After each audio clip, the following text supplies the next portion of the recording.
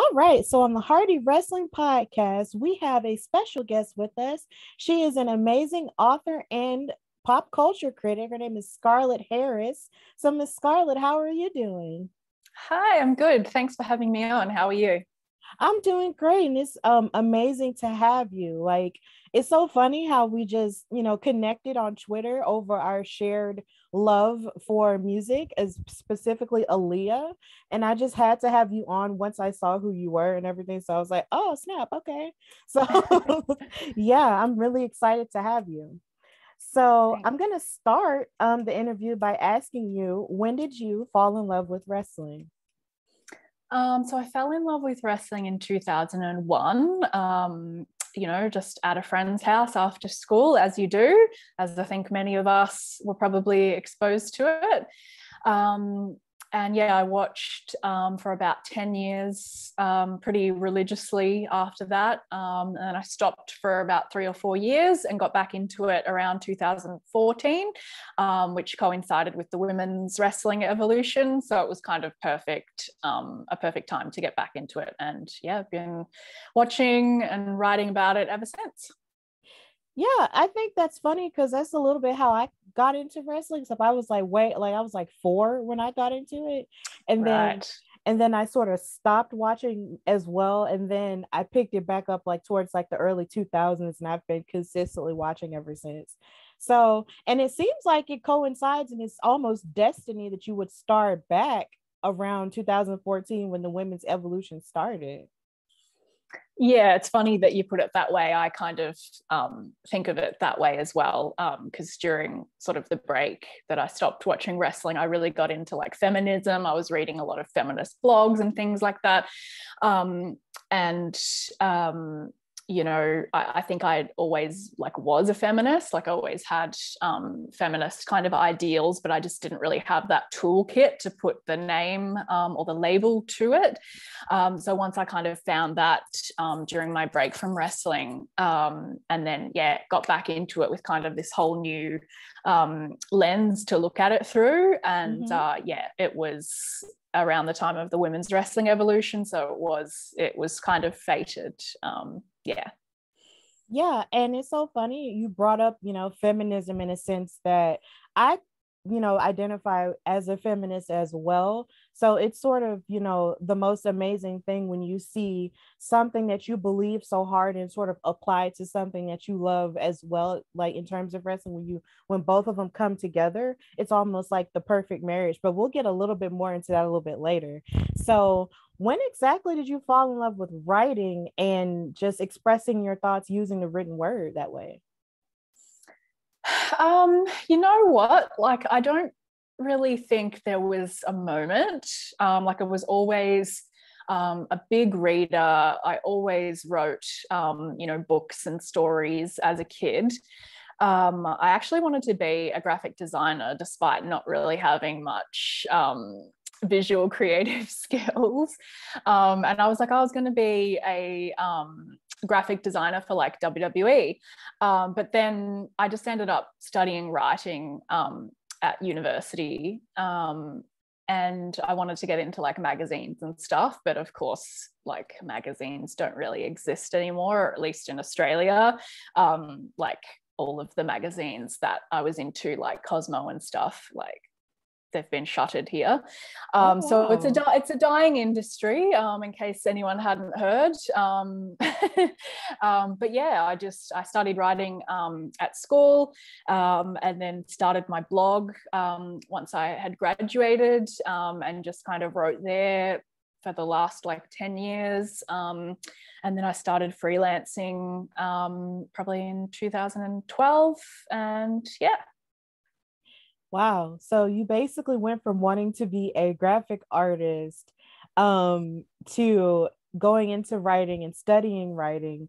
And it's so funny that you mentioned how magazines are becoming basically like they're dying in Australia, but it's like you would think that it would be dying in the United States, but they still sell them like everywhere. Like magazines are still very much a thing here.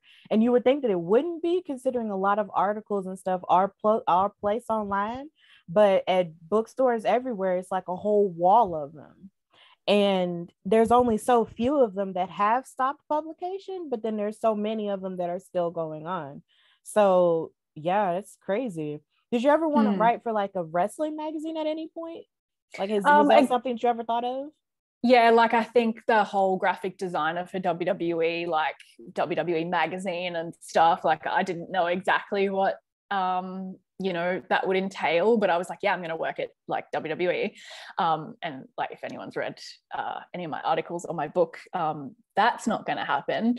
But yeah, I mean, it definitely was a thought in the back of my mind, but sort of, realizing that their magazines are just kind of like puff pieces and stuff. It's not like legitimate journalism or, opinion writing or anything. It's not really what I want to do now. But yeah, definitely had that thought back in the day.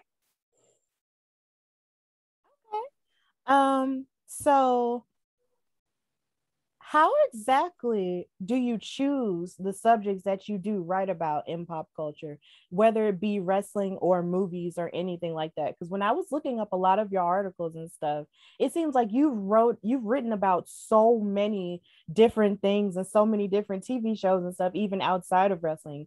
So how exactly do you narrow that down, and just write about it? It's just what I am passionate about, whether that's something that I really love or whether it's on the, other side of the coin, the things that like frustrate me about, a show or wrestling. Like most of my book is about the things that frustrate me about wrestling. Mm-hmm. So yeah, it's just like, it's whatever piques my interest. And yeah, what I'm passionate about, what is interesting to me. So, and I hope other people find it interesting as well. Yeah, because I was actually reading some of your articles, and I think the one that I recently read was the one that you have written about Legally Blonde, which is actually one of my favorite movies. A lot of people wouldn't necessarily like guess that about me, but that's one of my favorite movies as well. And just seeing everyone sort of write articles about it during its 20th anniversary and stuff, and reading everything that you wrote about it in terms of being underestimated, and how that sort of speaks to you as a person, and speaking to me as well. Like that was just one of like a really cool article of yours to read. And you just have so many of them that I wish I could have like just sat down and just read them all, but life Oh, and thank you. That means a lot to me. yeah. That you said that. So thanks. Yeah, definitely. So were there any obstacles that you faced in terms of being like a writer and putting your opinions out there? I mean, I feel like I'm still facing them because I'm like a freelancer, right? So I have like another job that's not to do with writing or wrestling or anything like that, just, a shitty day job, as I'm sure most of us do. So, that pipe dream, I would really love to be working and writing full time, as I'm sure a lot of writers would as well. But it sort of goes back to what we were talking about before, like that dying industry, like there just aren't, like the jobs are so few and far between, and there's so many writers out there that are vying for them. So, that's definitely an obstacle. I guess also the fact that I am so opinionated in what I write probably doesn't rub everyone the right way. I've received, not too much, luckily, but some trolling and abuse online, but not to the extent that I know a lot of other women in wrestling have. So I'm thankful for that. But yeah, I guess I wouldn't sort of be true to myself if I wasn't, writing, putting my opinions down on the page. So. Yeah, I feel like ultimately, not even just as a writer, but even in content creation and being a podcaster, in any form of journalism, it takes a lot of courage to put yourself out there and to say how you actually feel, because it can either do one of two things. It can either have so many people agree with you, or have like a whole sea of people who don't agree with you, and then they can take it either in a constructive way or in a completely negative way. And it can be a cesspool at times, but then I and and other times it can just be really positive as well too. So it's just, I feel like it's sort of like you sort of have to find that balance. And I'm still sort of finding that balance myself. But I can only imagine how hard it is, being an actual writer and having all of these strong opinions and then putting them out there and then only to face um all this backlash and all of that. Like I can only imagine how hard that can be. If So anything, I think it's probably harder for you guys, like the podcasters and the YouTubers who like it's about your personality as well. Like people can see you right there. And I think, that opens you up to more abuse. Whereas as a writer, my picture is not always on my articles. My email address or my Twitter handle is not always on my articles, depending on, what outlet I'm writing for. So, I think that shields me a little bit from that sort of thing. But for me, I think like finding my tribe on social media and Twitter, like my wrestling tribe, has been a real positive. I know that there's a lot of shit out there on the internet wrestling community, as it's called. But yeah, I mean, I've made so many friends from wrestling Twitter. Prior to discovering that, like, wrestling was my dirty little secret. Like, none of my friends liked it. It wasn't something that I kind of put out there. Wasn't writing about it at the time. So like, yeah, it's kind of all happened. It all kind of happened at the same time. Like starting to write about wrestling and finding my community online and stuff. So it's been mostly a positive for me. okay, and that's good to know that you sort of found your tribe that's very supportive of you and everything. Because I know, like, once you do find that set tribe and they're there for you, you don't feel as alone. So I'm glad you did find that, though. So who were some of your favorite wrestlers, when you were watching it, and then even though you did take a break, like who were some of your favorite wrestlers earlier? Like mostly all the problematic ones, like Triple H, Chris Jericho, Randy Orton, the Hardy Boys, Lita, yeah, and now like most of them are trash. So par for the course with wrestling, yeah. Isn't it? Like, I think the mod, and I'm assuming we'll probably get into this a little bit later, but I just think like you can't put people up on a pedestal like that, because they'll inevitably disappoint you, and some in a lot worse ways than others.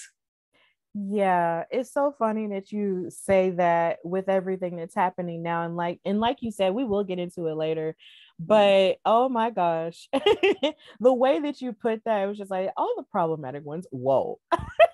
Yeah, right.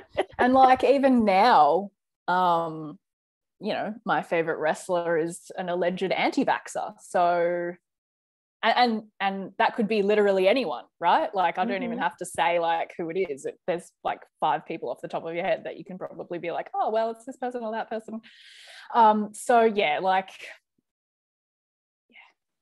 yeah, it's pretty hard, and at the same time, it's just like, because it's so alleged, it's like you still want to give them the grace and maybe the benefit of the doubt, but at the same time, it's just really hard to kind of draw that line and sort of stay on that line. But we'll talk about it a little bit later. So cool. what exactly is the wrestling culture like in Australia? Yeah, it's thriving. So I'm in Melbourne, and there's probably like, obviously COVID has kind of affected things, but there's probably like at least 10 wrestling companies here. So yeah, there's a lot to choose from. I think some of them, or at least their performers, were implicated in speaking out. But we've had, a couple of other kind of companies spring up since then, that have kind of, used that as part of their promotion to be like, we're, we're trying to be better. We're implementing all of these policies to make sure that our wrestlers and our fans are safe. So yeah, it's thriving here. You know, you mentioned speaking out, and you said that basically some of the companies were infiltrated in that. Was like, did some of them get called out for like for past bad behavior, if you don't mind talking about that a little bit more? Yes, so there were a few sort of, you know, major stars that were you know, outed for like harassment or abuse or something. I feel like it's still a little bit of a whisper network here. Like some of the companies didn't necessarily come straight out and say like, our champion, this person is blah blah, and therefore we are like no longer working with them. I think it was sort of, you know, a matter of them just kind of quietly dropping off without much fanfare, which, you know, is still, I'm a little bit iffy about supporting some companies, because you're just like, I'm not sure like what you know, what you're trying to do to prevent that from happening again. So yeah, what was the question again? It was just, you know, I was just asking you if you were gonna like, if you had just mentioned like more about what happened in terms of the speaking out movement and how it affected Australia, and you answered that question. Okay. So yeah, you basically just answered it. You know, you said what I was asking for, so it's okay. Okay. So in light of speaking out, to talk about, I guess, in a sense, all the information is sort of splattered all over the place between last night and today, with the episode of The Dark Side of the Ring that premiered with the plane ride from hell. Mm-hmm. How do you think speaking out sort of feeds into that information that was sort of revealed in that documentary, with how the women were treated back then and how some of the people in the interviews were sort of speaking about it as if, you know, it was just par for the course in comparison to now? Yeah, I mean, like, as much as speaking out did do for wrestling, I feel like more could have been done, and that you know, I think, you know, we've seen some people who were had allegations made against them come back into the industry. So, you know, I don't think it was as successful as it could have been, and however, you know, some of the allegations that came out in that episode of Dark Side of the Ring, and also the people who were asked to speak about it and who, you know, just tried to excuse that behavior, have seen some consequences. I think some company that Ric Flair was working with has you know, made a statement about him, and then Tommy Dreamer has been suspended from Impact. So, you know, and I think that was a lot to do with us online. You know, talking about the clips that went viral. I mean, I myself haven't actually seen the episode yet, but I've seen those viral clips, and that's enough for me to be like, no, this is like not on. So I think because of that outrage online, which obviously is what speaking out was all about, right? You know, forced people to act in this instance. So, you know, I think with Me Too and things like that, there were waves of that movement, and people still having to speak up against people who are abusers and things like that. And it's just, you know, I guess up to us to just keep that momentum going and not let these people seep back into the industry, as a lot of them have done or have tried to do. Yeah, speaking from the perspective of someone who did just watch the episode like today, because I didn't see it last night because I was out doing something else. Just seeing everyone just sort of overwhelm social media with it just sort of pushed me to want to watch it, just so I could be informed more about it, because I wanted to speak on it on my show. Just hearing those stories disturbed me on a very deep level, because, you could hear, and you had heard, stories about it like in passing, so many for years, but just hearing how there was just a sense of protection for the people who were acting up, as opposed to a protection for the most vulnerable people, like the women involved, like the flight attendant and Terry Runnels, was just kind of just crazy to me. It's just like, so you basically just told her to quote unquote not sell it, which is a sense of silence. Like, you're basically erasing her experience of the narrative and just centering the male narrative, and that's not, or the predator's narrative, and that's just not fair, and that's not something that I appreciated or liked at all, and it made me very angry, to know Yeah. that so many people that you sort of grew up watching, and sort of, liking in terms of their action and stuff, just turned out to be terrible, and you try not to believe stuff like that because you try to still be positive and love it, but it can be really hard when these people, outside of the realm of wrestling fandom, wouldn't care about you. In a sense, it seems like they really wouldn't care about you as a human being, because they sort of treat you like you're an object, and that's terrible, because women deserve to be treated with as much respect as men in the industry. And the fact that that happened back then, disappointed me. But at least now there's a sense of accountability, in the sense that, you know, we can hold people accountable, the public can, and there will be some sort of swift action, in some way, shape, or form.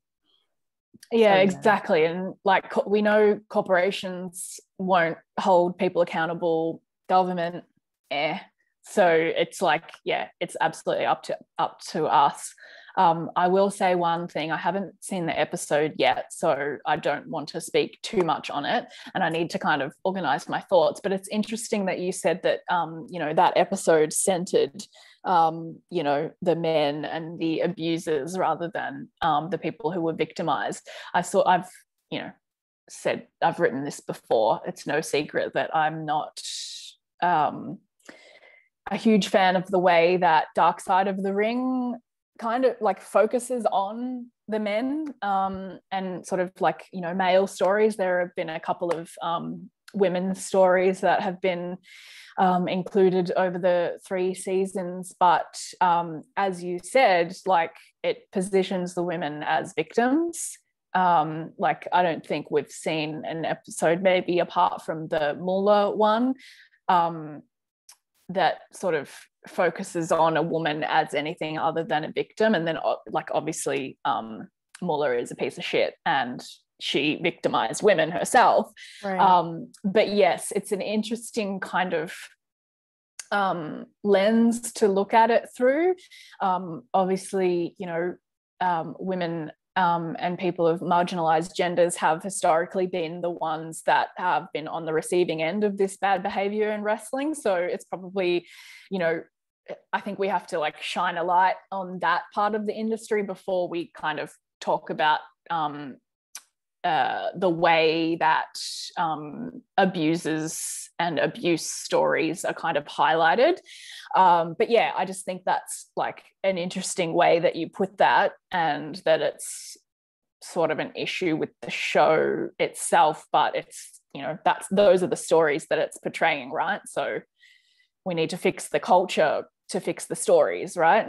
Right. And in a sense of saying that, it's just the women were able to tell their story, but at the same time, it was mostly men, talking about their experience with it and just sort of making it seem like it wasn't the biggest deal that some of the women were supposedly making out to be. And that was something that irritated me a lot throughout the whole thing.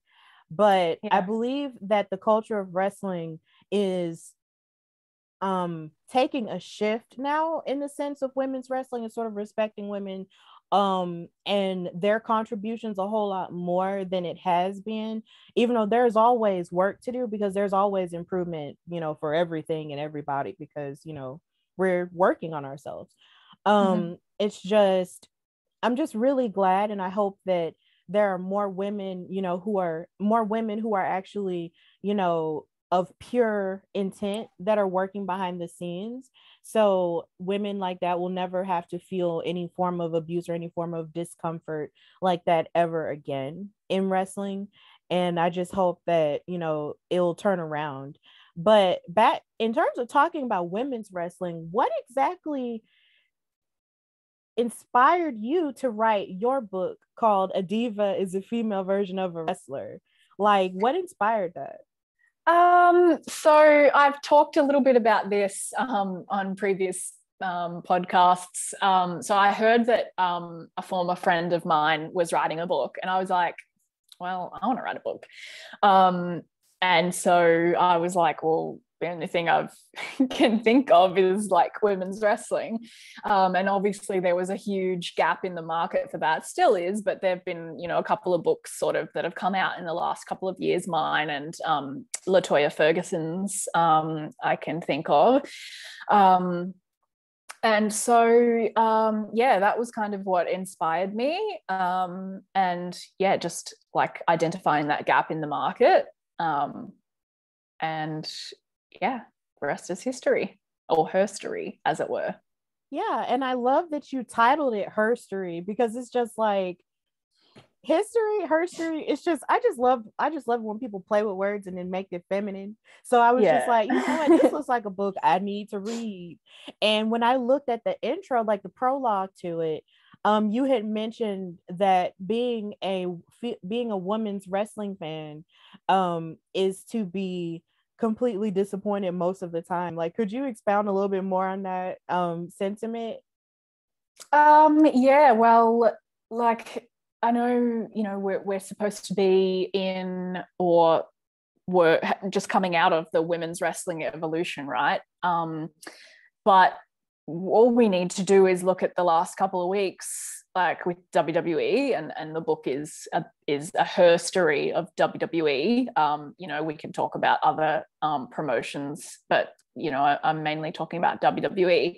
No women's matches for the past 2 weeks on SmackDown. So, you know, as far as they want to say that we've come with 2 women's main events of WrestleMania and you know, all of that, there's still a lot of work to be done. And I just don't think that the people in charge are like really, really care about it. And that's why we're always disappointed, you know, because there's so much of us who invest so much in women's wrestling. And, you know, I just don't think that that's coming from the top. Yeah, and you mentioned that in the past 2 weeks, because it disappoints me because SmackDown is arguably WWE's highest rated show. And historically, it's better at portraying the women. Like, yeah, the last couple of years, I think SmackDown's had the better women's stories and and matches. Yeah, it has. And so for the last 2 weeks, for them to sort of have these segments, you know, mind you, because they haven't been completely absent, but they haven't had any action in the ring, like say the men would have on a more consistent basis. And that's a problem for me, because last Friday, when there wasn't any women's action because one match went longer, that's what the rumor is anyway. It's just I felt a sense of disappointment in knowing that I had to go to AEW Rampage the next hour and get my women's action from there, because they had a trios match, like, which is what they call like their 6-woman tag team matches, and they had that match there with Team Ruby Soho versus Team Britt Baker, and that was good. But I hated that I had to wait until 9 o'clock to get women's action, whereas on SmackDown it's like you had one contract signing and that was it. You didn't even see Naomi and her, you know, growing segment that's been sort of planting seeds there for like the past couple of weeks. Well, didn't she have a clip of her like pacing out the front of, yeah, was it Roman's? Yeah, she did. She was pacing no talking, but it was on Twitter like after. Oh, okay. It wasn't even on the show. No, it wasn't. So I'm just sort of like, why are you doing this when you have this big roster of women that you're not utilizing? You have Toni Storm, you have Shotzi Blackheart, you have Tegan Knox, It's like you have Zelina Vega, who you definitely could have used last weekend. Right. On the 9/11 tribute show in her hometown where her father died in 9/11. Exactly. Like that could have been used and you didn't, utilize that. And you have Liv Morgan and you have Carmella. That's like 6 women. And then you have Naomi. That's 7 women we did not see. That's a problem. Yeah, exactly. And it's pretty crazy that you have to go to that you have to flick to the company that historically is not good at women's representation. And that just says it all, doesn't it? Like WWE is, I think, a lot of people think that it is like the strongest part of it is the women's roster. Like they have the best women's roster in the world. Mm-hmm. Yet you want us to go to this other channel to watch a company that we've all been bitching about needs to have better women's representation for the past 2 years. Yeah, that disappointed me. Bleak. That really disappointed me. But since SmackDown is on right now, I hope that they're correcting their problem as we're not watching it. Yeah. Well, I think, isn't it supposed to be Becky versus Bianca for the women's? Not tonight, but for Extreme Rules, that's coming up. Okay. Yeah. So probably just another protracted, promo segment for them. But then Bianca, it might be, a promo for Bianca because they're in her hometown tonight. They're in Knoxville, Tennessee. So I don't know exactly what they're doing like right now, but I'm just saying hopefully they're fixing it. And honestly, I would want for them to have like maybe a mid-card title for the women so they could have something else to fight for other than just the one women's title there. That's on the show. They've got the tag titles and look what they're doing with them. There's 2 women's tag teams, one of whom hasn't been on TV for like over a month. Yeah, it's a problem. I know. And but then they also have the women's tag titles at NXT, don't they? I mean, yes, they do. But then I will say this though, NWA Empower was a couple weeks ago, and I actually had the blessing and privilege of actually attending that and been doing media for it. Cool. And that was wonderful. Like that whole event was an all-female event, and it was executive produced by Mickie James, and it was absolutely wonderful. And I just like, they paid tribute to Mildred Burke. They had her old title, and then they also had a stellar match for their women's title involving Camille, who's this beautiful tall woman, versus Layla Hirsch. And then they also have tag titles as well, and they had a tournament for it, and that was really great as well. So I mean, there are other places to watch women's wrestling, but the biggest company does need to make some improvements, and here's just hoping that they will. And sorry, just to clarify, when I was talking about the women's tag titles, I wasn't saying that we should be content with that, or that those titles have been treated with any kind of respect or equality to the men's titles. Just to clarify, like, I totally agree with you. They need to be really doubling down on utilizing all of the women and the titles that they have for them. So yes. So I have another question. Is there really a particular reason that you may or may not engage with wrestling as much as you used to? Look, at the moment, it's mainly because I don't have cable, so I mainly watch WWE catching up on the network, right? And they put their shows on, I think there's a month delay. So I actually caught up to all of the shows that they had available. And I was like, all right, well, my podcast feed is like hideously long. So I'll just try to, get that out of the way. And actually, I've only got about 4 or 5 episodes left on my podcast queue now, and then I'll be free. So I'm going to, probably in the next week or so, I'm going to switch back to wrestling again. But I kind of stopped probably about 2 years ago, right after WrestleMania 35, which I was lucky enough to go to actually, for the women's main event, my first and probably only WrestleMania. And I was there for like the whole week, and went to like Raw and SmackDown and NXT and stuff, and I think coupled with just like so much wrestling like in such a short period of time, along with kind of the debut of like Lacey Evans and just like the shitty kind of storylines that were happening for the women after WrestleMania, I just was like, I'm not really feeling this, like I think the way that like I was really lucky to have been there for the first women's main event, and that was only a coincidence because I'd always planned to go to WrestleMania in my favorite city, New York. It just so happened that was the first women's main event.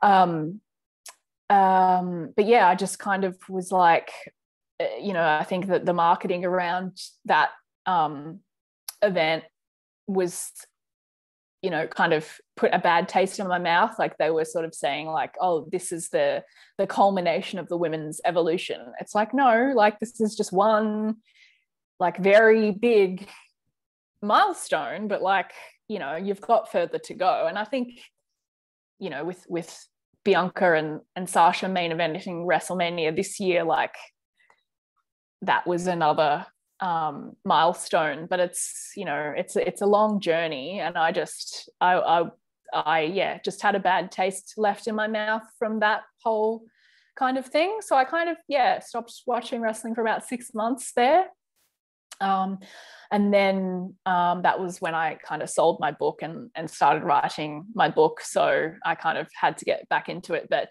there have been a few moments the last few years where I've just kind of been like, I hate wrestling, but I'm like, well, it's my career now, so I have to keep watching it.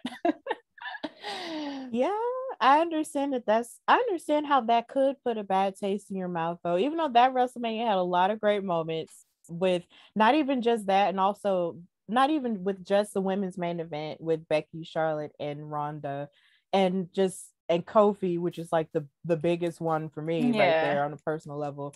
I understand how that could put a bad taste in your mouth, because they almost gave the impression that, they said how this was sort of like the culmination of everything, but in actuality, they were making it seem like, well, we did this, so that's it. No, that's not it. Like there's more. Like there's so much more, even though there won't be a whole lot of firsts for the women to do, there's still so much more to do, in terms of not even just first, but just letting the women, like main event different shows and stuff like that. And like you said, with Bianca and Sasha, like that was the first time Black women had ever main evented WrestleMania. And that also two Black people of any gender, and they just happen to be women. I think that is like that's the big thing, right? That like Black women are like it was paving the way. Yeah, it was absolutely major, so it was just like over here, like it was a celebration for like almost, like in my world it was a celebration for almost 2 months, because it was just because we were happy that Bianca had won the Royal Rumble, but the idea that she chose Sasha and everything else, we were just like, it was and crazy. The fact that they like pulled the trigger on that as well, like I was so surprised. Like we all knew that Bianca like deserved to win the Rumble and everything, but I was just like, I cannot believe that they pulled the trigger on her. Like, because historically it's like everyone loves this one wrestler, and then WWE catches up like 10 years later, and then it's like, all right, now we're gonna finally like give them their due, right? So I was like so surprised that she won the Rumble, and then that she chose Sasha, thereby making it the first Black main event of WrestleMania, that they put them in the main event. Like I just was like so surprised, especially because of how they bungled the first women's main event, like adding in Charlotte and then like just stringing them along with all of these like stupid storylines for like 3 months. but it's sort of almost like they like WWE like didn't care as much about Bianca and Sasha, and that's why it ended like it sort of got there with you know, less cooks in the kitchen without them kind of like stuffing up this thing. It's almost like they had like less investment in it, and that's why it ended up being so special, because it was something that like we the fans kind of like got behind, if that makes sense. Yeah, that does make sense, because we did sort of push for it to be the main event, even though it's like I look at it as it's basically the story of Black women as a whole, or Black people as a whole, but definitely Black women. It's like we make the absolute best out of the worst situation sometimes, because the story wasn't exactly, the best, written story that they have ever given anybody, but they still wound up making one of the best matches this year. And a lot of people can quote me on that. Like, I will say that that was one of the matches of the year. And Yeah, definitely.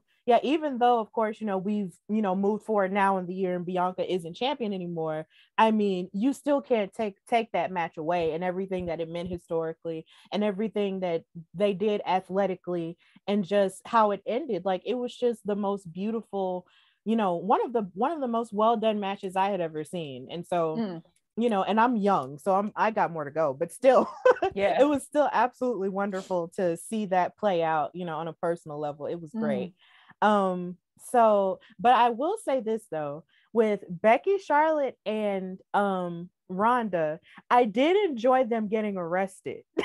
That was funny to me. Like, that was one of the coolest things I had More ever women seen. need to be arrested in wrestling. That's just equality, right?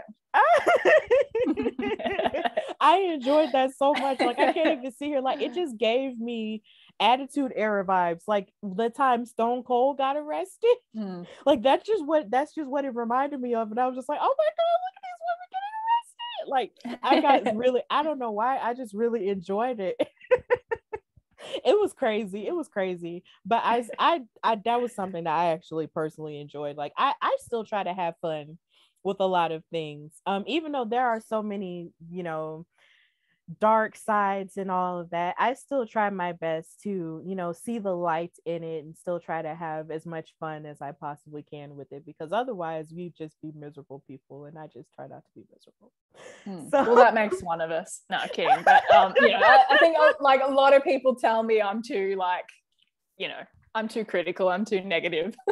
I mean, but you're a critic. That's my job as a critic, right? Yeah. But I think like I definitely agree. Like, when it's not making you feel good, then that's the time that you need to step away from it. And yes, I have done that previously. But yeah, I think I'm ready to like get back and start seeing what's happening these days.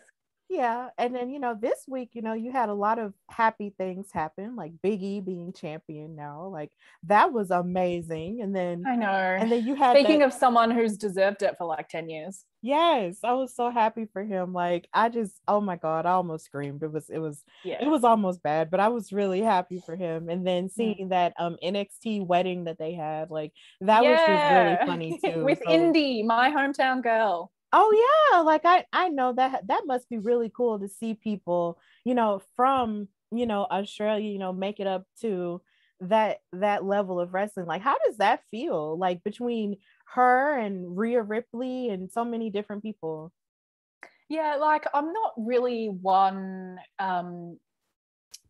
like, I'm not super like nationalist about it. Like, I'm not gonna just support anyone just because they're Australian. Like, if I don't like them, then I don't like them, and that's fine. But yeah, I think like the indie thing was really fun because yes, I watched her start out and progress a couple of years ago on the Melbourne indie scene. And like, she's always been a star. Like, she's just got that star power. She's got that like personality that really shines through. So it's been really fun and really surprising to see her be like the cornerstone of like this NXT rebrand, and have this, like, say what you want about like wrestling weddings, but to be a part of like something that you know, is somewhat rare. Like not many women have been able to be a part of a wrestling wedding. Like, you know, not Trish, not the Bellas, not the Horsewomen. So yeah, I think it's kind of cool. And I actually have a chapter in my book all about wrestling weddings and just kind of, you know, what they mean to wrestling, but also what they might mean in the broader culture. And then of course you've got the subgenre of like reality TV weddings, like all of the Total Divas weddings and stuff like that. So yeah, it was fun. Like, as you said, that was a joyful moment, along with Big E in, you know, what is otherwise like a pretty shitty week. So Yeah, and yeah, it's just, and I know it's got to be really cool to see Indy in that, because it's like you said, she's in rare company. Like we have Stephanie McMahon, who had all of her weddings because she had a lot. And then you have AJ Lee, who she actually posted a picture of with her wedding to Daniel Bryan and stuff in 2012. Like, I personally remember that because my boyfriend was kind of rooting for that wedding to fall apart. Because he had a crush on her when we first started dating, and it was just like really funny to watch that wedding fall apart, even while watching him wish for it to fall apart, and then watching her be general manager. Like, that was just really a fun story to sort of watch progress. And you don't often see women like, you know, or the wrestling wedding kind of actually happen. Like it's a story function for like conflict, right? Yes. And so, you know, I guess you could sort of say like, well, what was the point of the Index wedding then if it just, you know, went off without a hitch, so to speak? And that kind of goes back to like just having like a moment of joy for once. But yeah, you don't often, like women, I think, like you talked about Stephanie McMahon, also Lita comes to mind. Like yes. The wrestling wedding functions as a way to humiliate women. So yeah, it was just nice to see like something different for a change. Yeah, it was beautiful. It was really funny. And I actually am interested in the fact that you actually wrote a chapter on wrestling weddings. Like, I need this book in my life. Yeah, you really do. I really need this book in my life. Like, I get paid next week. So what are some of your favorite things to sort of do and watch outside of wrestling? Like, what do you do like as a hobby? Well, as a typical millennial, I've monetized all of my hobbies. So like the only thing I can think of is like looking at houses online. Like, you know, that's a hobby. But yeah, I like read a lot.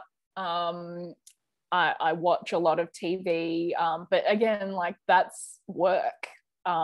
Sometimes it's for pleasure, but most of the time I'm like I'm watching screeners or I'm reading like advanced copies to be like, oh, like how can I write about this? So it's like it's still fun, but yeah, there's not a lot that I kind of do for fun. I have a dog who's sleeping next to me. She's in a little, you know, crate because she doesn't behave when I have interviews or meetings. And so, you know, just hanging out with her, which has been good during the pandemic. Like in Melbourne, we're locked down again. So we've been locked down for about 2 months because we didn't get vaccines. But now we have vaccines and I got mine last week.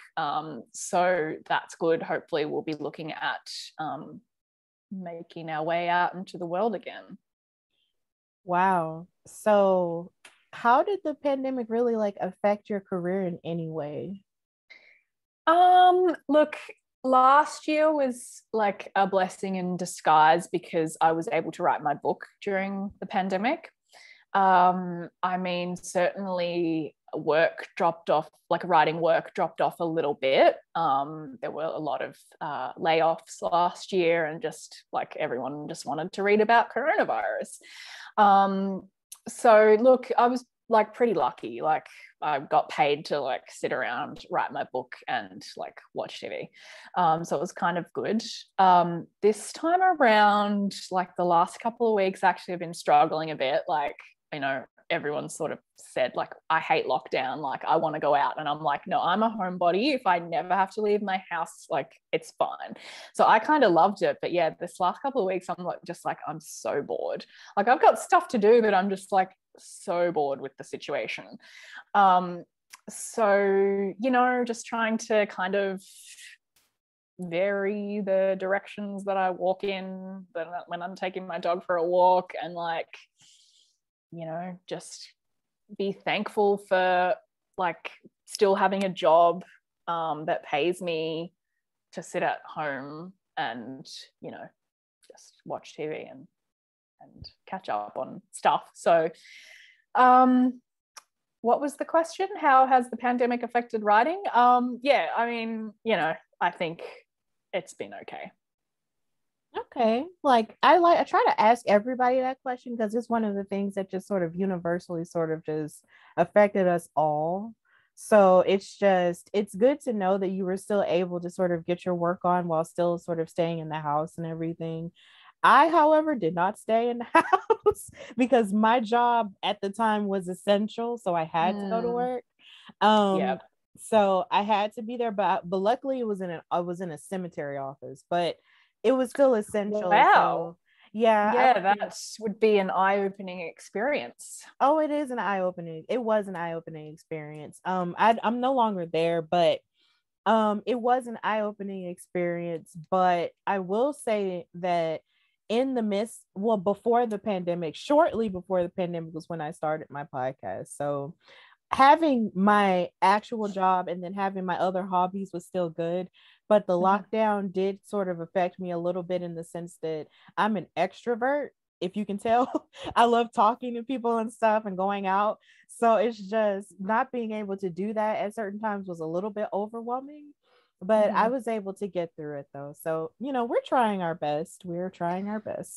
Yeah, exactly. It's a marathon, not a sprint. So, you know, I think a lot of kind of what we've been experiencing the past year and a half will be you know, pretty par for the course for the next few years until we can get this under control, right?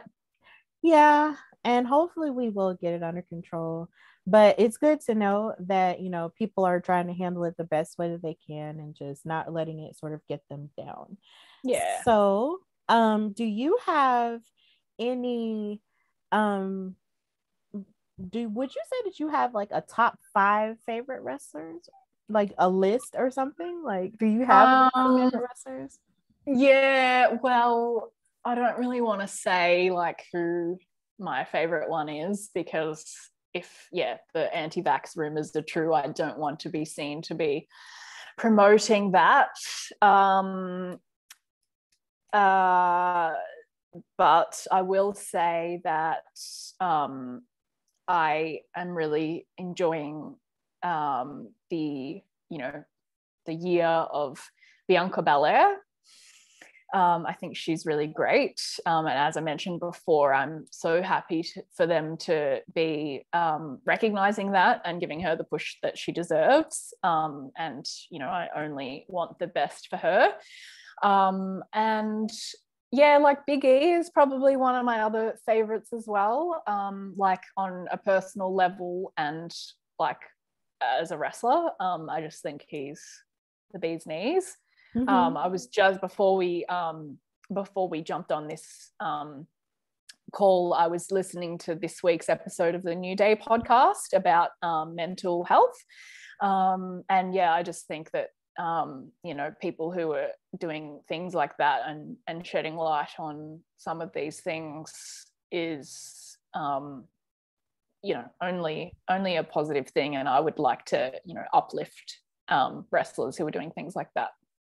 Yeah, I actually listened to that episode earlier this week too, and just hearing I actually listened to it after he won, and just knowing everything that he was going through just makes me respect and love him even more, because it's just, you know, it's wrestling isn't easy as it is, but to be an athlete and have one dream of yours, which was football, sort of snatched away, and then having to deal with all those negative thoughts and stuff, and thank goodness he had, a village around him that was trying to help him out, because otherwise we would not have seen him sort of rise, and we would not have seen him as a human being reach his fullest potential. So I'm just really happy that they were able, that him and the New Day as a whole were able to talk about, their experiences with it, and just be positive, being a positive light anyway. Like, I feel like ultimately they're the greatest faction of all time, not even just because of their wrestling abilities or all their accolades, but simply because of who they are, and Mm-hmm. what they represent in so many different avenues outside of wrestling as well. And Yeah. they just represent the best of what wrestling is. Like, when you get it's like sometimes when you get caught up in all the other, crazy stuff, you think about them and there's just nothing but light there. And I just love them so much for Yeah, representing that. So, exactly. And um, yeah.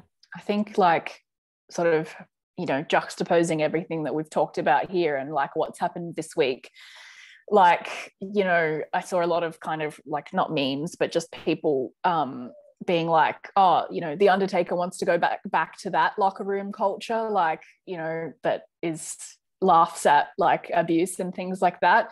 Um, talking about the kind of the criticism that some of the legends have of like today's locker room culture, where it's just like, oh, let's just play video games and stuff, which, like, let's be honest, is a dig at the New Day and It other is. like people that have made like another kind of side stream of a career in like streaming and gaming and stuff like that. So I think, yeah, like having that happen along with everything else has kind of been an interesting um inflection point, I guess, of like, this is the old way and this is the new way, or the new day, as it were. Yes. um and this is the way that it's like gonna go. We've got lots of new people coming into wrestling, lots of like progressive minded fans um pushing the industry in that direction. So yeah, like more power to them. Right. So what is your hope for the future of women's wrestling? Yeah, probably like along those lines, just more people getting into it who behind the scenes, I think, because I think the talent is there. Like we've got like the most amount of like women's wrestlers ever. And just like not enough platforms or people behind the scenes creating platforms for them. So I would say, yeah, to have some more people behind the scenes that are dedicated to it. I wrote an article like 5 or 6 years ago now about quotas. And I know that like quotas are like controversial to some people, though I don't know why. I think it would be really good to get some quotas in place for representation of like women's wrestling, queer wrestling, people of color, things like that. To be like, no, like, sorry, we've had like 5 like white men's matches in a row. Like now is the time to fill this quota for like diversity, because without that, we get things like last week's episode of SmackDown when it's all just like, mostly white men's matches and like not much else. So I think we have come a long way, and that's evidenced by a lot of the stuff that we've talked about on like this episode. But I feel like a lot of it, like without sort of a dedicated kind of roadmap to be like, this is what we're going to continue to do, I feel like it could just be like, oh, we already did that. Like, what more do you want? I understand that, but I will also say that on last week's SmackDown, their main event was the Street Profits versus the Usos. And that was, and you could say that was a male match, of course that was a male match, but those are people of color, so we do have to take into account the improvements that they are slowly but surely making in terms of people of color in comparison to AEW, who sometimes have a tendency to put more of, when it comes to their television or pay-per-view content, they have a tendency to uplift more of their non-POC wrestlers on a pedestal and sort of put their persons of color on their YouTube shows, which people are pushing for a little bit more here in the United States to change. So I will say that there are some improvements being made, but like I said earlier, there's always so much more improvements that can be made as well. So exactly. And like I definitely agree with that, and I don't mean to like erase any men of color who've been given matches like that. And I think with the milestone of having the WWE Championship change hands between one black man to another, which again is not ever been done before. Right. I think that is a marker of progress, when it's like there's not like a white person in the mix. And so, but I would just love to see them kind of be like, all right, this is a great thing that we just did. It's a first ever thing that we just did, but like, let's kind of make it so that we don't have to keep having these first evers, because it's not really the flex that they think it is, Right. Right. You're right about that. So what does the future hold for you?